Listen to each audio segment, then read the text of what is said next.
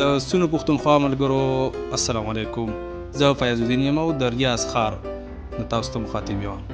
دا ځل زه په یو ډیره کې موجود یم کوم چې په ریاض ښار شمیسي کې موجود ده.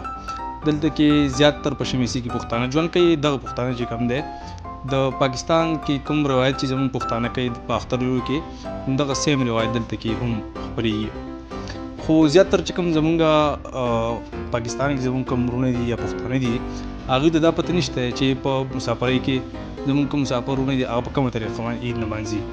زمونږ سره حاجي صاحب موجود دی. د دې نه دې باره کې تپوس کوو چې دوی په کومه طریقه باندې عید لمانځي.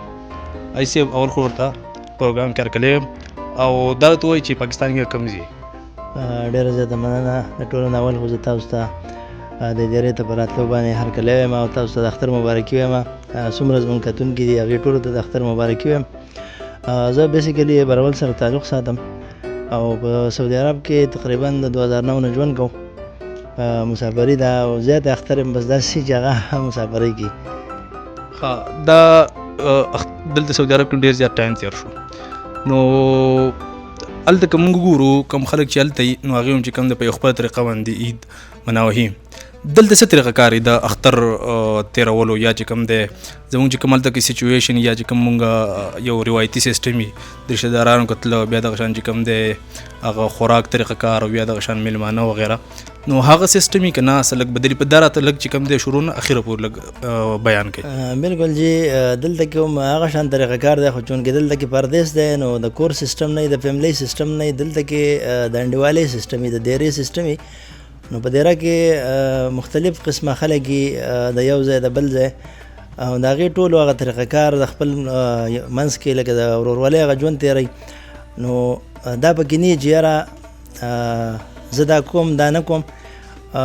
مشترکه طور وروڼه راغونډ شي انډیوالان او هغې فیصله وکړي څوک څاروی خوښوي څوک غوښه خوښوي څوک بل څه خوښوي څوک چاول پخوي. دغه شان د کپړو لحاظ سره د پیزار لحاظ سره ټول هغه خپلې هلې ځلې کوي ماشاءالله. خو دلته کې د فیملی چونکې هغه سیسټم نشته چې په کور کې کوم ماشومان یا فیملی مشران نو هغه کمی مسافر همیشه محسوسوي او محسوسیږي موږ ته. نور الحمدلله دلته کې هر څه ډېر دي په دې ملک کې ماشاءالله امن دی. دا سعودي عرب زموږ دویم کور دی په دې باندې موږ فخر کوو. نو حاجي صاحب ستاسو خبره کټ کوم دا راته ووایي چې خیال وکړئ زموږ چې په پاکستان کې یا په بر پښتونخوا کې څنګه طریقه کاري اختر مونځ وشي بیا دغه شان چې کوم دی یو ناشته پسې کېږي بیا دغه شان چاول یو سیسټم وي بیا میلمانه یو بل که راځي دغه سیسټم آیا دلته کې خلک کوي که نه دلته کې سیسټم بدلي؟ بلکل همدغه خبرې تاسو ته ما کولې. دلته کې انډیوالان چې کوم هغه د بیګانه خپل طریقه کار برابر کړي چې یاره سهار به زموږ دا طریقه کاري. نو اول خو ټول وروڼه داسې چې شپه شوګیرې ګپې شپې لګوي او د اختر خوشحالي هغه لمانځي غونډه شپه سهار کې هغې بیا د مانځه لپاره تیاری کوي ځي جومات ته ښه ښکلي کپړې اچوي واسکټ لګوي پیزار اچوي ښه نوی پرفیوم ښه ښایسته ولګوي بیا جومات ته لاړ شي په ګڼه باندې په جومات کې لمونځ وکړي یا په عیدګاه کې بیا دغه ځای نه راځي په دیره کې بیا هغه خپله ښکلا او هغه ورورولي لمانځي یو بل ته ورته رغړوځي. نو دا ډېره زیاته مزه کوي او په دې باندې زموږ د مسافرو دا زړونه راټولیږي. د هغې نه وروسته بیا د چایو پروګرام کېږي د هغې نه وروسته بیا د ناشتې پروګرام کېږي لکه د اختر ورځ د بیګانه والا تر د بلې شپې پورې دا مکمل مسلسل مصروف وي. نو ډېره ښکلا یې پکې ډېر خوند یې پکې. بعضې وروڼه هغه چې کوم په زړه کمزوري نو هغه دې ورځې ته بیا ډېر زیات خفه کېږي او چېرته ځان له ځای کې کښېنه زموږ شان ته کښېنه بیا ژاړي او کور یادوي فیملي یادوي. موږ اکثر ګورو که نه په دې اوس خو نن سبا ټیک ټاک او د سوشل میډیا دور دی په دې کې دا کوم چې زیاتر فیملیز والا چې کوم کسان دي هغوی داسې چې کوم دی لونلی فیل کوي بیا دغه شان چې کوم دی فیملی مس کوي. نو آیا واقعي داسې چې کوم دی یي که نه بس دا صرف په دې اخترو کې یا چې کوم دی داسې بس جسټ فار د چې کوم زموږ سوشل میډیا هغې دپاره یو وایبز دي؟ نه جی بلکل فیاض الدین بھائی دا هر انسان زړه او د هغه طریقه کار جدا جدا خو بهرحال زه به جنرالي ووایم چې هر مسافر دا پیل کوي چې یاره زه به د اختر کې د خپلې فیملی سره وی د خپلو مشرانو سره وی د خپلو کشرانو سره وی خپلو بچو سره وی. خو دا چونکې د الله تقسیم دی د کوم انسان رزق چې په کوم ځای لیکلی هغه هلته کې هغې ته رسوي او هغه رزق په هغه ځای کې د هغه پوره کېږي.